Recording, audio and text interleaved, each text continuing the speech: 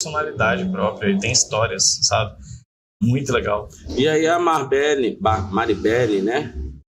Ela pergunta assim, tem alguma correlação aos deuses nórdicos com os orixás, as deidades e os orixás? Olha, eu vou falar que assim, a minha vivência pessoal, ela me abre caminho para andar, transitar entre os dois.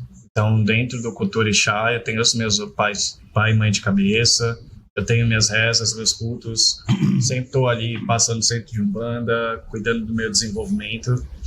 Mas na matriz mesmo, não vejo uma correlação, porque são culturas muito disfóricas, né? São culturas as muito formas diferentes. energéticas, então, que cada deus nórdico tem, a gente correlaciona igual a gente hoje usa os orixás junto com os santos católicos, pode ser assim? Eu acho que a gente pode colocar assim, como... É porque, por exemplo, tem uma vivência que ela é muito próxima da gente falar, por exemplo, o Xangô, que de forma assim muito resumida, muito rasa, é o pai da justiça, é o pai da guerra justa, é o pai da força ali, vamos investir nisso daqui, vamos fazer acontecer, mas faça de forma justa, né? Sua cabeça está em jogo. O deus Tyr, que é o deus da guerra justa também, ele seria considerado o nosso patrono de justiça, né? E ele traz uma metáfora que é muito parecida. Então, apesar da gente estar, 10 mil km de distância, tem uma conectividade legal. Odin, que é o deus da guerra, ele é um deus aplicado à sabedoria. Ele fala da maestria da sabedoria ancestral, ele fala da magia na sua essência mais pura. Entende? A gente tem Baldur. Baldur, ele é o filho de Odin, que foi sacrificado de forma bem maléfica, assim, por Loki, né? Que é o deus da trapaça, entre aspas. E o Baldur, ele seria considerado porque uma figura o Loki é um dos meus personagens preferidos da Marvel, cara. Pelo menos a roupagem que deram pra ele na Marvel é incrível. Real, eu gosto dele apanhando o Hulk, cara. Acho incrível ele sendo batido no chão, não quebra osso.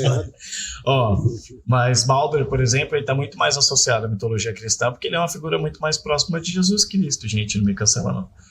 Mas ele, dentro da mitologia, é considerado quase que uma figura messiânica. Muito parecido. Sim, inclusive foi sacrificado, foi ressuscitado, foi sacrificado e volta no fim dos tempos.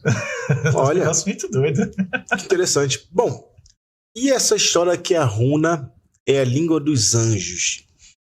Então, dentro da metáfora, dentro do mundo nórdico, a gente não tem anjos. Anjos, eles estão muito mais associados à mitologia cristã, que na verdade foi a que acabou suprimindo a vivência nórdica por muitos séculos. Mas eu traduzo isso como... os anjos, eles muitas vezes falam pra gente em segredos, né? Eles traduzem segredos numa língua ancestral. E a partir dessa vivência dá pra dizer que se eu tiver que dar alguma conectividade com os anjos, é pra falar assim, as runas, elas têm o poder de tecer a palavra que um anjo teria. E cabe a gente interpretar isso. Porque a palavra anjo a gente poderia interpretar como deuses. Sim. É lógico que o cristianismo, o judaísmo, as religiões que são aí abrâmicas, hebraicas, elas não empossam essas entidades espirituais a títulos de deuses, mas você poderia ler-se como deuses. Os anjos, como guerreiros de um deus, como mensageiros de um deus, eles podem ser considerados, por exemplo, associados às valquírias. As valquírias são as guerreiras de Odin. Elas são as que prenunciam a morte da batalha. Elas vão no campo de batalha, inclusive, para carregar os carinhas lá. Dentro do caminho iorubá, dentro do caminho africano em si, a gente fala das Amazonas. Elas têm vivências muito parecidas, né? Sim, muito parecidas. São guerreiras ali que traduzem o sopro da morte, mas também regozijam a vida, né? Quando você abre o seu oráculo de runas, com quem você está falando? Quais são os deuses protetores, tutelares e responsáveis pelas runas? Existe algum específico? São vários deuses falando? Fala conosco. Em geral, eu falo com Odin, porque ele é o pai delas, então todo o meu respeito ao meu pai. E geralmente é ele que me guia até nas intuições que eu posso tomar para determinados caminhos de oráculo ali. Bem legal. A gente pode chamar Freya. Eu tô com problema no meu casamento. Frigga, né, que seria a mãe do casamento lá entre eles, a mãe da celebração. Então, para determinadas ordenanças ali, a gente pode chamar a figura de um deus. Mas, geralmente, quem guia todo esse processo, quase que do começo ao fim, é Odin. Então, mas meticulosamente, a gente viu um processo muito parecido com o que tem dentro do africanismo no Brasil. Né? Porque as pessoas não entendem que é o seguinte, na África, cada pessoa geralmente tem na sua tribo ali o seu deus. Sim. E por uma questão familiar, ela é iniciada geralmente para aquele deus, e aquele deus ele compõe, ele suporta tudo. Você não precisa de outros deuses a priori, para quem é africano de berço mesmo, por conta de uma ancestralidade, a partir do momento ao qual a gente faz o estudo antropológico. Eu não estive lá, nunca fui em uma tribo africana, mas a gente tem acesso hoje em dia à literatura, estudo antropologia, ele é vasta com relação a esse assunto. Então, na própria África, ali o Xangô resolve tudo, matrimônio, essas coisas todas, mas aqui no Brasil a gente já tomou essa característica de poder associar e assimilar cada deus com uma faculdade dessa própria. Sim. Que dissemina isso através da humanidade. Se você quiser realmente algo relacionado à fertilidade e amor, você procura Oxum. A sabedoria materna, você vai procurar de repente Nanã, ou vai procurar Iemonjá. Da mesma forma, se você quiser guerra ou desenvolvimento, você procura um deus chamado Ogum. Guerra, talvez, tu pode procurar um deus chamado Xagyan. Entre coisas do gênero. Então, a gente enxerga dentro disso tudo muita similaridade. E aí, o Robson, monólogo, ele abriu as runas, verificou tudo o que está acontecendo, extremamente assertivo. Quais são as medidas, precauções, quais são os passos que vem a seguir? É banho de erva? É defumador? É chicotada no lombo do caboclo? Fala aí. A chicotada o pessoal ganha na linha. Mas é uma chicotada carinhosa. Meu chicote é de veludo, né? Eu falo. Geralmente nos atendimentos eu trago essa mesma postura aqui, né? Eu sou esse cara. Então, a gente vai trazer uma palavra de conforto e de carinho, mas atrelando responsabilidade. E eu acho que tem que ser um atendimento leve, de certa forma, porque assim, você já tá prevendo um monte de coisa ali que às vezes não é tão agradável, caminho de mudança. Não pode bater não, é? Eu bato com responsabilidade. Passou da terceira e da quarta, aí eu já olho mais sério. Aí eu falo assim, minha filha, já conversando sobre isso daqui, volta pro eixo aqui, você tem que mudar, senão vai dar tudo errado. Então, a gente vai puxando a pessoa para a responsabilidade. E muitas vezes, por ser um trabalho muito terapêutico, né, que eu vou acompanhando com a galera ao longo do tempo, é um trabalho que as pessoas se ouvem muito para ouvir, porque é um trabalho muito acolhedor. É um atendimento muito acolhedor. Acho que essa é a grande diferença aí, que o pessoal sempre vem me trazendo, falando assim, Robson, não é que eu gosto de ler exatamente runas ou tarô, eu gosto de passar contigo. Eu falei, então, tô fazendo bem o trabalho, vamos lá, vou continuar melhorando. E quando a situação tá muito pesada, muito preta, cara, que tá nervoso, a gente vê que o caminho tá fechado, tá bloqueado, aí eu tenho recursos para poder emancipar as pessoas nesse sentido, sempre para trazer orientação à palavra ali. Às vezes eu oriento banhos de ervas, então, tá faltando um pouquinho de alegria aí nessa semana, tá meio pesado. Sem querer lhe interromper, mas continue dentro do mesmo processo com a resposta que vai ter a ver com o que tu vai responder. E isso faz parte da cultura nórdica de runas? Eles têm lá, isso? Eu trabalho muito de forma prática com as coisas. Tem hora que eu mistifico menos e eu trago mais o pé para a realidade. Porque eu falo assim, se a pessoa ela tá sofrendo abuso psicológico por conta do ex-marido, em vez de eu pedir para ela tomar um banho de erva, além do banho de erva, eu vou olhar para a cara dela e falar assim, vá para terapeuta, que você precisa se entender, e se precisar, também chama a polícia, sendo advogado. Sua vida tem que mudar. Claro. Então tem esse consenso aí da gente colocar o pé na terra e falar assim, tá com baixa autoestima? Tomar um banho de erva para se melhorar. Pode fazer um feitiço para alto humor. Mas pega a bundinha, vai pra academia. É bom. Você faz um agregado de conjuntos. Aí, quer ver a pessoa não ter resultado? A pessoa tem que se ajudar também, pô. Senão fica difícil. Eu falo pro povo. Minha parte aqui é sentar e ler. A minha parte é interpretar teu caminho. Eu não tô ditando teu futuro nem as regras desse jogo. E principalmente, eu não tô vivendo teu relacionamento, não tô vivendo a tua vida, eu não tô vivendo teus problemas, tua família, isso é problema teu. Quando você senta na minha frente, vira problema meu. E o que eu gosto de achar é a solução. Então vamos achar a solução? E a gente acha. Então você consegue fazer a mesma coisa que a gente faz, tipo ebós, limpezas. Sim, e aí às vezes eu ministro trabalhos que são muito específicos para determinadas situações. Então é um trabalho que já está com abertura naquele campo único. Por isso que eu não dou tanta abrangência. Lá no Instagram, o pessoal sabe que eu cheguei a divulgar. Eu tenho trabalhos mais abrangentes. Trabalho para melhoria na saúde, trabalho para melhoria financeira, para abertura de caminho. Mas são trabalhos que eu falo que são mais brandos. Não seria nem o meu grande foco, né? Vendendo meu peixe aqui, eu sei fazer muito bem e dar resultado. Então vamos lá. Mas eu gosto de fazer os trabalhos específicos para questões que são muito pessoalizadas. Aí, amarração, eu já dei uma olhada no teu já parece que tu tá fora. Tu tem uma raiva de amarração danada. Eu falo que assim... Somos dois, viu? Eu atendo pessoas que estão destruídas pela amarração. Eu atendo pessoas que estão devendo 150 mil no banco e passaram por golpe com isso. É um negócio que me dói na alma ver. Porque essas pessoas aparecem para mim chorando 2 da manhã e eu acolho elas. Então eu falo assim, quer fazer? Vai, gente, eu dou consciência de vocês. Eu falo, eu já vi casal que voltou por causa de amarração. Agora, se me perguntar se eu já vi casal feliz por causa disso, é diferente. De verdade. É diferente. Então, assim, é da consciência de vocês. Quer queimar? Eu falo pra galera. Eu cheguei cliente e falo assim, te dou 10 mil, faz trabalho pra trazer de volta. Eu olhei pra cara dela e falei pra ela, que esses 10 mil você paga 1 ano de terapia, quero ver você quer de volta. Eu falo. Prático. Mas essa questão é muito gostosa, porque no fim das contas é um trabalho terapêutico. Eu trabalho com gente que perdeu o pai e a mãe durante essa semana. A pessoa não tem chão. Ela não está procurando acolhimento, ela não está procurando uma resposta para saber quando ela vai estar melhor. A gente prevê e a gente trabalha para isso. Nesse intento, o layout que você trabalha, o expediente que você trabalha, ele é só de runólogo ou você mistura um pouco aí do esoterismo e de magia europeia? Porque eu tô vendo aí que tu é um cara que conhece os campos um pouco mais abrangentes que não só runas. Eu gosto muito, às vezes, por conta do volume de trabalho e do foco que eu tenho, de terceirizar as coisas. Então, por exemplo, se eu não vou ter tempo durante aquelas semanas, né, com programação da lua, do tempo, das especificidades para trabalhar alguma coisa muito específica, ou não recebi denominação para isso na leitura, eu olho para a cara da pessoa e falo assim, porra, teu caminho tá fechado. Vamos mudar esse contexto aqui? Você tá indo para alguma casa? Você tem um pai de santo? Você tem uma mãe de santo? Você vai num terreiro? Então vai lá, vai com urgência, trate isso como uma prioridade, vá se cuidar. Você tem o caboclo, você tem o guia, qualquer uma entidade chegar lá para você dedicar o que você tem que fazer, você faz na risca, porque isso daqui é uma necessidade. Não estamos brincando.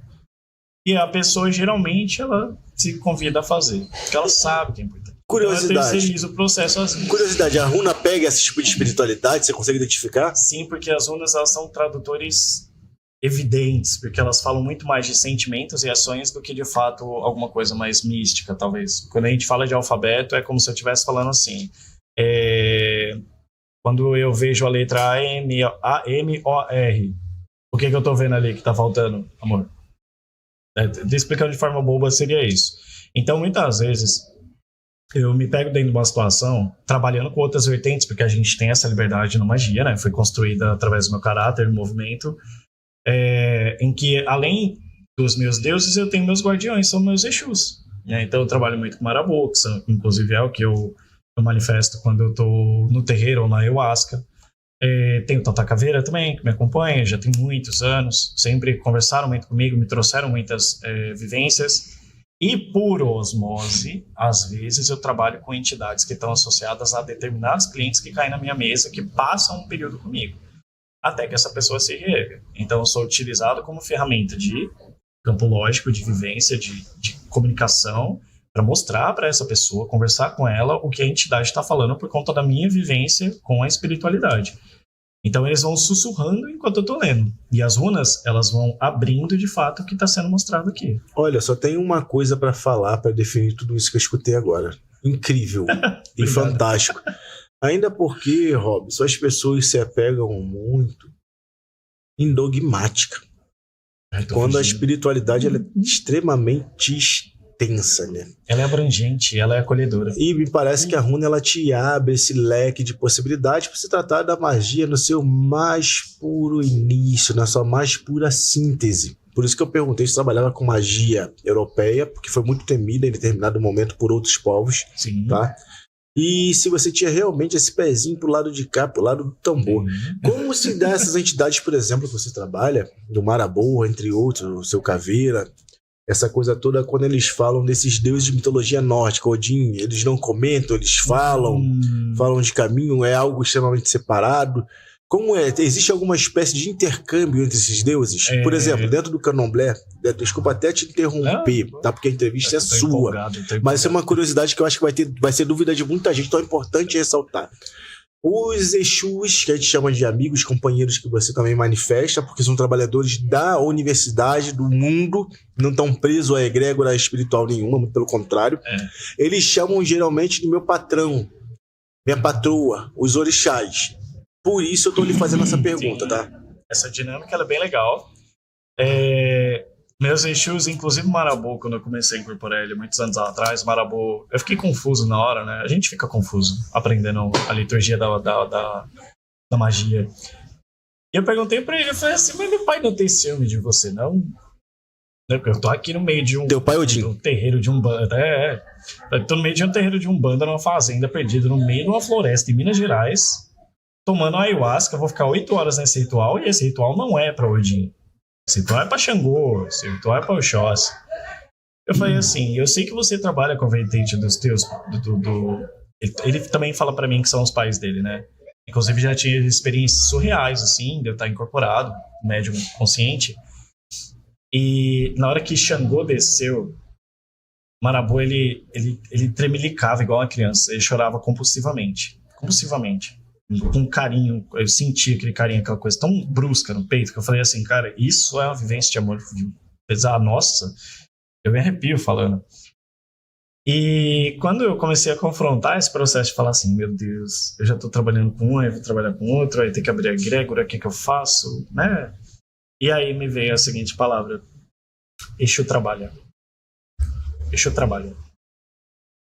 Ele vai se conectar a você, dentro da minha vivência, ele vai se conectar a você, à tua disposição de trabalho, né, como médium aqui na Terra, à tua disposição de trabalho para conversar com as pessoas, para amplificar o caminho delas.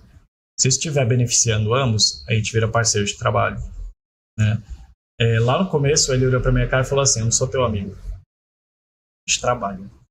Depois isso foi virando quase minha irmandade, né? Eu trato ele com um respeito inimaginário hoje. E quando ele se refere ao meu pai, ele fala exatamente isso. Ele fala, olha, teu pai permitiu, eu posso fazer. Então toda a egrégora ela é emancipada falando assim, quando eu estou no terreiro, que eu tenho liberdade de poder atuar com o orixá, os orixás me abraçam. E para mim é o maior carinho que eu poderia ter na vida. É uma paixão também. Mas quando eu estou fora de lá, meu pai me rege também. E nessa conexão? Porque, pelo que eu ouvi falar aqui, você consegue ter acesso a Odin em espaço metafísico. Talvez a ayahuasca ela possa ser que facilite esse tipo de coisa, que a ayahuasca gera certo tipo de transe, que a pessoa vê coisas imagináveis, enfim, certo tipo de coisa, se conecta ao mundo espiritual, abre canais de visão diferenciados. Muito. Odin já chegou a falar a você sobre esse culto, sobre os orixás, sobre esse tipo de caminhada, ou se manteve absolutamente calado com relação a essas coisas? Odin, ele transita onde eu transito, de forma assim, bem sincera.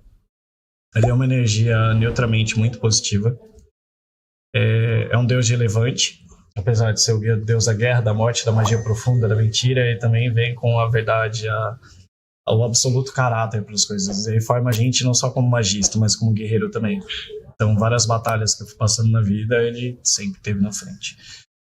E aí, nesse processo, ele transita, por ser uma figura maior, aí a gente vai trabalhando com processos de castas, ele tem negociações com outros deuses para poder abstrair certos espaços através da minha presença. Então, a gente negocia espaços. Se eu não posso ser permitido estar num lugar, eu não vou lá. Eu já não vou lá. Então, existe um diálogo no campo espiritual. Sim, porque todo mundo sabe que ele está como meu regente nessa vida. E todo mundo respeita isso. Foi um diálogo meu de lá de trás sobre... Pô, o povo olhar pra minha cara e falar assim, mas não pode, você é filho de Oxum, Oxum é ciumento, então não vai deixar o Odin guiar teu caminho. Aí eu falei assim, porra, mas por que a família não pode ser grande se eu consigo respeitar e cuidar dos dois? Pô, perfeito. Entende? E aí eu comecei a pular meio fora desse enredo, porque eu falei assim, o Mulu, a última vez que eu fui no ritual de ayahuasca, a penúltima vez foi quase um pouco mais de 1 ano e meio, eu tava no